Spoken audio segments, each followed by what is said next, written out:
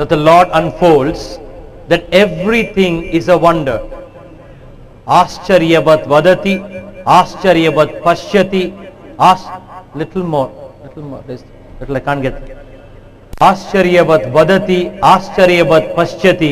Everything, the seer is a wonder, the listener is a wonder, the talker is a wonder, every energy is a wonder. When the adbhuta, when an inner awakening takes place, you will see the ability to see you have not created, the ability to hear you have not created, the ability to walk you have not created. So therefore you are seeing, you are hearing, you are walking, everything is ascharyaha, ascharyaha, ascharyaha. A sense of deep wonderment opens up. And therefore we saw elaborately yesterday that when the consciousness in you becomes heightened, when your awareness increases, then you will see everything is a wonder. Ascharyavat paschati, shrunoti, vadati, everything is a wonder. And once you experience the adbhuta rasa, then you will find the miracle of life. You will see everything is saundarya lahari. You will see waves and waves and waves of beauty. You will start seeing elegance in imperfection. You will find imperfection is also God's great wonder and dance.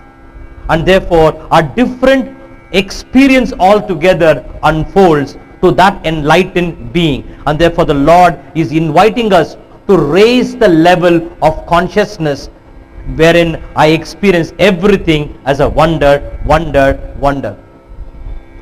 Now, if you don't experience everything as a wonder, please understand ignorance is working in our life. If you don't experience Adbhuta Rasa, alright, understand, if you don't feel this breeze touching you is a wonder. If you don't experience the sun rising is a wonder. It's a pure symptom of ignorance dancing in your life. Please understand, ignorance dances in your life by these, like if we say in Sanskrit, yatra yatra dhumaha tatra tatra vannihi. Yatra yatra dhumaha, wherever there is smoke, tatra tatra vannihi, there is fire. I don't have to see the fire, I see the smoke and infer there is fire. It's called Anumana. One of the pramanas is called Anumana, inference. So too also from the Vedantic parlance, where how do you know you have ignorance or knowledge? Please understand this clearly. Oh, you have knowledge because you can quote the scripture. People feel I have knowledge because I can quote the scripture. Alright, quoting the scripture, even a parrot when it is told will do it. So don't deceive oneself. Don't cheat oneself. Just because knowledge is there on your tongue, you can quote, and therefore you have knowledge there. Knowledge exists when ignorance is destroyed. And ignorance exists when you can't experience the Adbhuta Rasa. You can't experience the miracle of life. You can't experience this body also is the signature of the Lord. You can't experience when the leaf drops from the tree, the very dance of the leaf is also the dance of the Lord. Right? And if you can't experience that, then please understand ignorance exists. And once ignorance exists, your knowledge of parrot-like repeating is not really going to help. Please understand this. So if you don't experience Adbhuta, there is a sense, there is ignorance which exists in your life. It's like, a very, very knowledgeable person.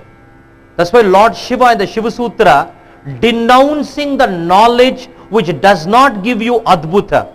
Lord Shiva in the Shiva Sutra, a very rare text which I have brought out tapes on that, where the Lord denounces knowledge. When he denounces knowledge, he is denouncing that knowledge which is not giving you a sense of wow, a sense of Adbhuta. And therefore he says, Jnanam Bandhanam. Such a knowledge, Jnanam Bandhanam. That knowledge will bind you. Now the statement is very contrary. Knowledge will bind you. And Lord Krishna says in the Gita, Nehi jnanena sadrisham pavitram iha vidyate. There is nothing more purifying than knowledge. And Lord Shiva says, Jnanam bandhanam. Knowledge binds you. Now what is he talking? He is talking of a bookish knowledge, a verbal knowledge, a lip knowledge, where the knowledge has not transformed into a sense of wonderment. Where your knowledge has only covered your ignorance, whereas your knowledge has not destroyed your ignorance. Please get this. Your knowledge, your sheer intellectual knowledge covers ignorance. A true knowledge destroys ignorance. And when knowledge destroys ignorance, then you experience an adbhuta, a sense of wonderment. So there was once a very, very knowledgeable Sufi mystic. He was not wise, but he was knowledgeable.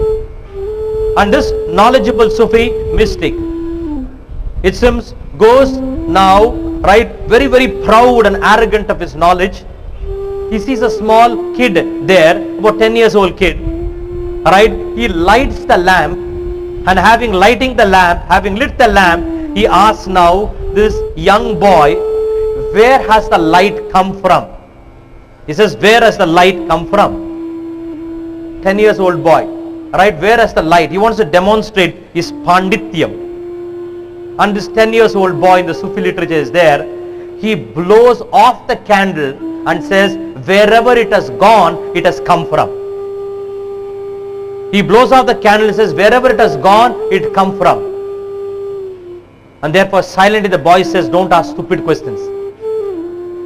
He's only demonstrating where has the knowledge come from. Because lot of logic can prove where knowledge has really come from there. Now this type of knowledge, which builds your ego, which demonstrates your arrogance, that type of knowledge, please understand, is ignorance. And that knowledge is a very, very dangerous knowledge. Please listen carefully.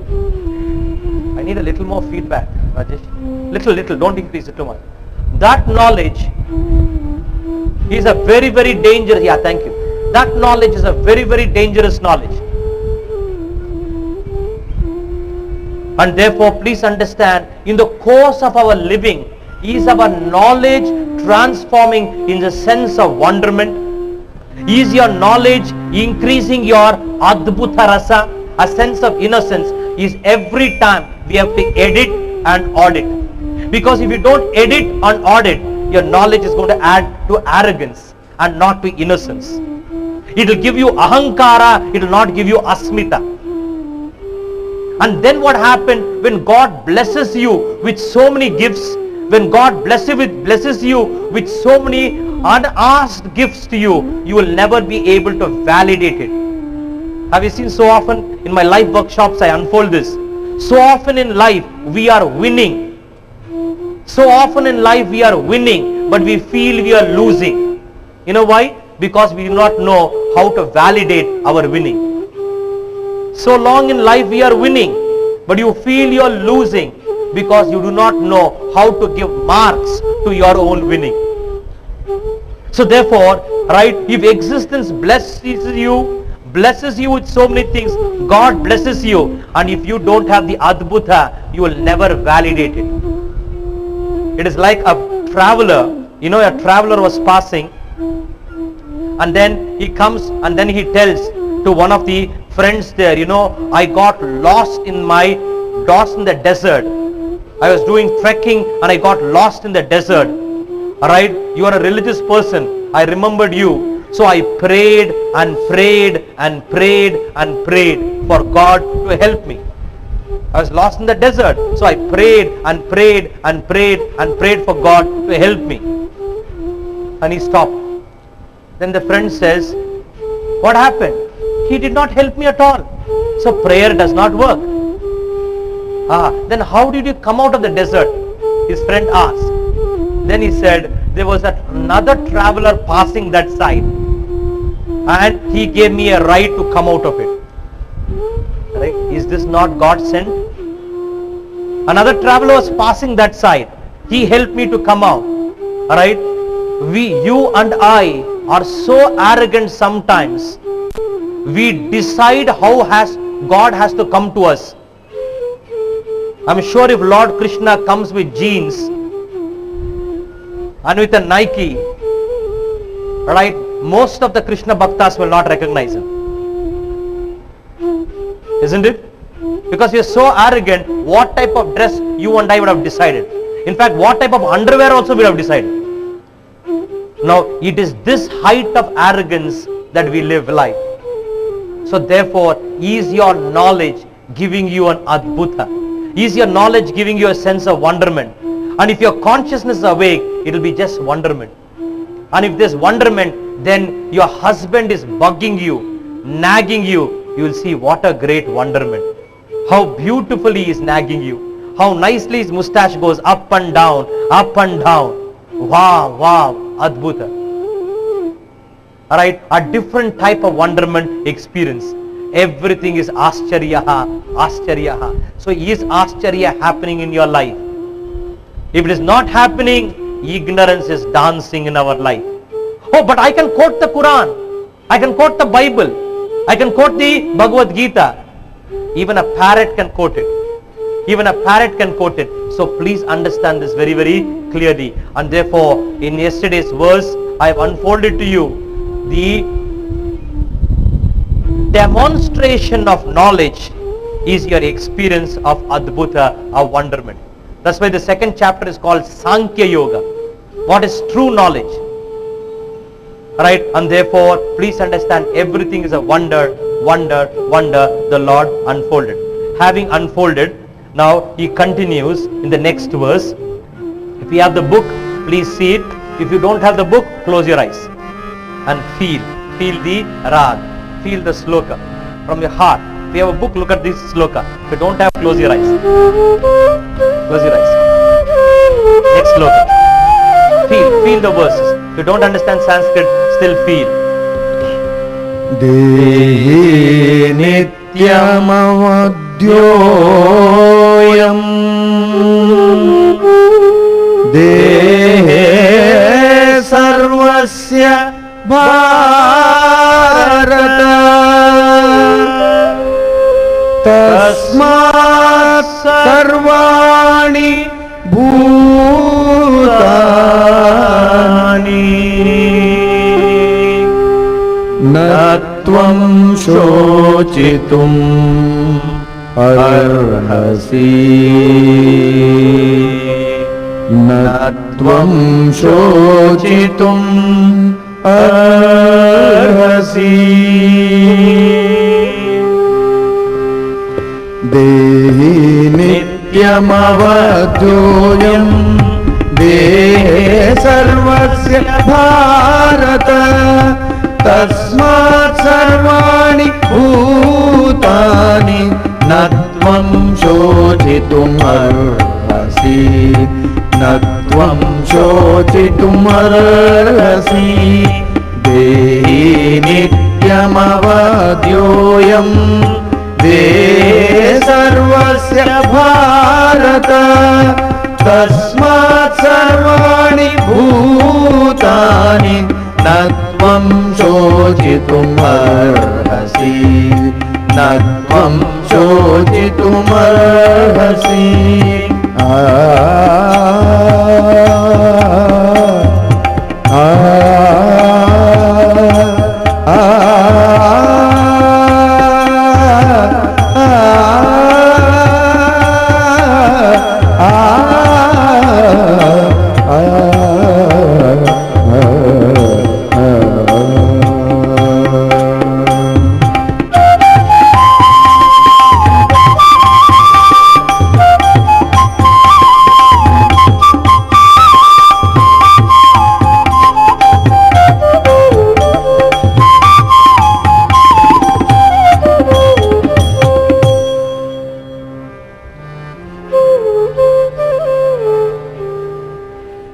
Gently open your eyes. The Lord unfolds. Dehi nityam avadyoyam Dehe sarvasya bharata. Please feel these verses. Dehi